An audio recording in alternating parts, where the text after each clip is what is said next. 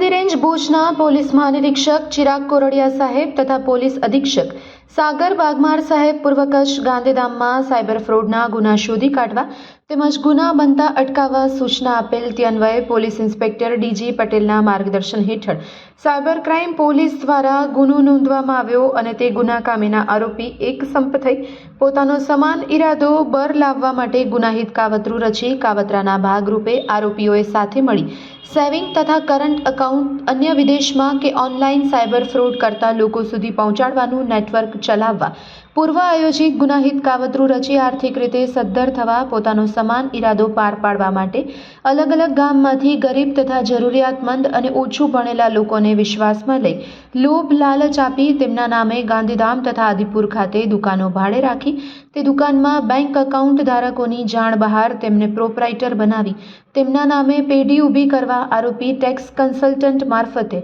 ઉદ્યમ registration કરાવી પેઢીના નામે ખોટા ઇન્વોઇસ બિલ બનાવી બેંક એકાઉન્ટની કીટ તથા નવા મોબાઈલ સિમ કાર્ડ મેળવી પોતાની પાસે રાખી પેઢીના નામે બેંક એકાઉન્ટ ખોલાવી એકબીજા સાથે મળી સેવિંગ તથા કરંટ બેંક એકાઉન્ટ ખોલાવવા માટે ખાતાધારકને વિશ્વાસમાં લઈ દુકાન ભાડે રખાવી તેમાં અમુકના સેલ એગ્રીમેન્ટ કરાવી અમુકના સેલ એગ્રીમેન્ટ ન કરાવી તમામ આરોપીઓએ એકબીજાના મેળા પીપળાથી એજન્ટ તરીકેની કમિશન મેળવી તમામ બેંક એકાઉન્ટ ફ્રોડ કરનાર લોકો જે ઇન્ટરનેટના માધ્યમથી ભારતભરમાં ઠગાઈ કરી સાયબર ક્રાઇમના ગુના આચરે છે તથા ગેરકાયદેસર રીતે નાણાકીય હેરાફેરી કરતા તેમના સાગરીતોને પૂરા પાડી તેઓની પાસેથી દરેક બેંક એકાઉન્ટ દીઠ જુદી જુદી રકમનું કમિશન રાખી એક જગ્યાએથી બીજી જગ્યાએ પૈસા મોકલવા માટે બ્રોકર કે કમિશન એજન્ટ તરીકે કામ કરી કમિશન મેળવી એકબીજાની મદદગારી કરી હાલ સુધીમાં કુલ 81 બેંક એકાઉન્ટમાં 182 કરોડ 37,68,882 જમા કરાવડાવી તે પૈસામાંથી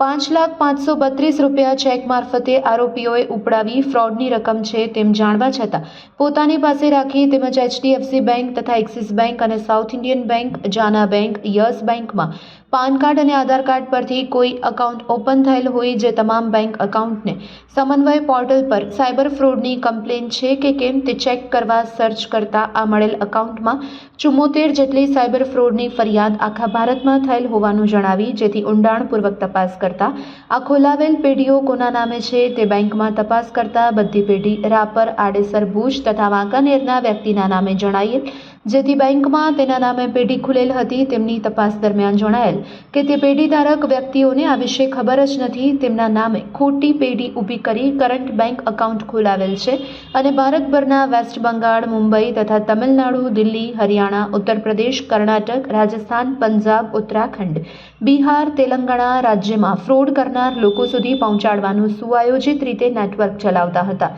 સાયબર ફ્રોડની ઓનલાઈન સમન્વય પોર્ટલ પર કુલ 74 ફરિયાદોની રકમ છેતરપિંડી કરી તથા અન્ય ગેરકાયદેસર રીતે રકમ એકાઉન્ટમાં જમા કરાવડાવી ગુનાને અંજામ આપેલ છે પકડાયેલ આરોપી યશ મૂલચંદ ભાટિયા સિદ્ધાર્થ સુનિલભાઈ સોની સાહિલ દિનેશભાઈ શર્મા અલ્પેશ સુરેશભાઈ લુહારની અટક કરવામાં આવી છે તો પકડથી દૂર આરોપી ઇલુભા મંગુભા જાડેજા વિશ્વરાજસિંહ ઉર્ફે વિશુભા બાલુભા જાડેજા વિજય રાણા અને હાર્દિક હરેશ રાજગોર જે પકડવાના હજુ પણ બાકી છે પકડાયેલ આરોપી પાસેથી 45,000ની કિંમતના 5 મોબાઈલ ફોનનો મુદ્દામાલ કબજે કરવામાં આવ્યો છે આ સમગ્ર કામગીરીમાં પૂર્વ કચ્છ ગાંધીધામ સાયબર ક્રાઇમ પોલીસના સ્ટાફના માણસો જોડાયા હતા ગઈકાલે સાયબર ક્રાઇમ પોલીસ સ્ટેશન પૂર્વ કચ્છ દ્વારા એક ગુનો દાખલ કરવામાં આવ્યો છે જેમાં ઓવરઓલ જે મ્યુલ એકાઉન્ટ ખોલીને અને એના એમાંથી જે સાયબર ફ્રોડના જે બનાવોને અંજામ આપવાની એક આખી ગેંગ દ્વારા કરવામાં આવેલું હતું એ બાબતની જે છે આખી એક ફરિયાદ દાખલ કરવામાં આવેલ છે આ ઓવરઓલ જે બનાવ છે અને આખી ગેંગનું જે એમાં ક્રાઇમ છે આની અરજી તપાસ દરમિયાન જે છે સાયબર ક્રાઇમ પોલીસ સ્ટેશનના વિગતો ધ્યાનમાં આવી એના પછી માનનીય બોર્ડર રેન્જ શ્રી સાહેબ દ્વારા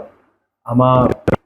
ઝીણવટભરી તપાસ કરવાની જે સૂચનાઓ મળેલ હતી એ અનુસંધાને જે છે આ ઓવરઓલ જે આખી જે ગેંગનું ઓપરેશન હતું એમાં 81 જેટલા જે બેંક એકાઉન્ટ છે એ આ લોકોના અલગ અલગ જે ગરીબ માણસો હોય જેમને લોભ લાલચ આપીને જે બેંક એકાઉન્ટ ખોલાવેલા હતા એ 81 બેંક એકાઉન્ટના વિગતો પણ ધ્યાને આવેલી એની સાથે સાથે જ્યારે આ બેંક એકાઉન્ટની તપાસ કરવામાં આવેલી ત્યારે જે સમન્વય પોર્ટલ છે એ પોર્ટલ પરથી પણ વિગતો મળેલ કે એ બેંક અકાઉન્ટને લગતી કુલ 74 જેટલી ફરિયાદ ઓલ ઇન્ડિયામાં જે છે એમાં થયેલી છે, જેમાં સાયબર ફ્રોડના જે છે ક્રાઇમ બનેલો છે. આમાં ખાસ કરીને જે ઓવરઓલ આ આખી ટોળકીની જે ક્રાઇમ કરવાની જે ઓવરઓલ એમો હતી અને કઈ રીતે એ લોકો કરતા હતા, એમાં મુખ્ય આરોપી જે છે યશ ભાટિયા છે. આ યશ ભાટિયા દ્વારા અલગ અલગ લોકોને સાથે રાખીને સૌથી પહેલા એક ફ્રોડ પેઢી ઊભી કરવામાં આવતી. આ ફ્રોડ પેઢી ઊભી કર્યા પછી બેંક ખાતાઓ ખોલવામાં આવતા. બેંક ખાતાઓ ખોલાવ્યા પછી એ ખાતાઓની વિગત બીજા લોકોને આપવામાં આવતી અને પછી જ્યારે પૈસા આમાંથી વિડ્રો થતા તો પછી જે છે એના પેટે કમિશન અને અન્ય પૈસાઓનું જે છે વિતરણ કરવામાં આવતું. આ ઓવરઓલ જે બનાવ જે ગુનો દાખલ કરવામાં આવ્યો છે એમાં અત્યારે 8 આરોપીઓ વિરુદ્ધ ગુનો દાખલ કરવામાં આવ્યો છે, જેમાં પોલીસ દ્વારા 4 આરોપીઓને ધરપકડ કરવામાં આવેલી છે, જેમાં સૌથી મુખ્ય જે છે યશ ભાટિયા એમને પણ પકડી પાડવામાં આવ્યું છે. અને એની સાથે સાથે એક જે આરોપી છે એ અત્યારે હિંમતનગરની જેલમાં છે, જે બીજા ગુનામાં જેલમાં છે, અને બીજા જે 3 આરોપી છે એમને પકડવાની જે છે તજવીજ અત્યારે પોલીસ દ્વારા ચાલુ છે. ખાસ કરીને આ બનાવથી જે પોલીસ સાયબર ક્રાઇમ પોલીસ સ્ટેશનમાં દાખલ થયું છે એનાથી અમારા પોલીસ દ્વારા બધા લોકોને ખાસ અપીલ છે કે આવી કોઈ પણ વિગત હોય, કોઈ લોકો ખાસ કરીને કોઈ લોભ લાલચ આપીને અગર તમારા કોઈ અકાઉન્ટ જે છે ખોલવા માંગતા હોય, આવું ક્યારેય જે છે કોઈને એવું ફેસિલિટી આપવાની નહીં. કારણ કે આવી રીતની અગર ફેસિલિટી કોઈને મળતી હોય તો પછી જે એવા નાના નાના બનાવો થતા હોય એનાથી એક મોટું જે છે આખું સ્કેમ જે છે ઓપરેટ થતું હોય છે. અને આ ઓવરઓલ જે તપાસ જે છે એ તપાસમાં અત્યારે પણ જે છે અમુક વિગતો જે ધ્યાને આવી રહી છે, એમાં જે પૈસા અને જ્યાંથી ક્રાઇમ થતું હતું એમાં આપણે ભારત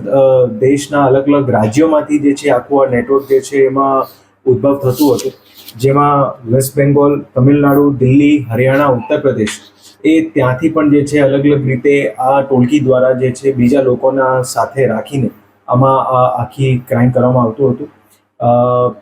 આની તપાસ જે છે અત્યારે સાયબર ક્રાઇમ પીઆઈ દ્વારા કરવામાં આવી રહી છે અને આગળમાં જે છે આરોપીઓની રિમાન્ડની પણ તજવીજ ચાલુમાં છે.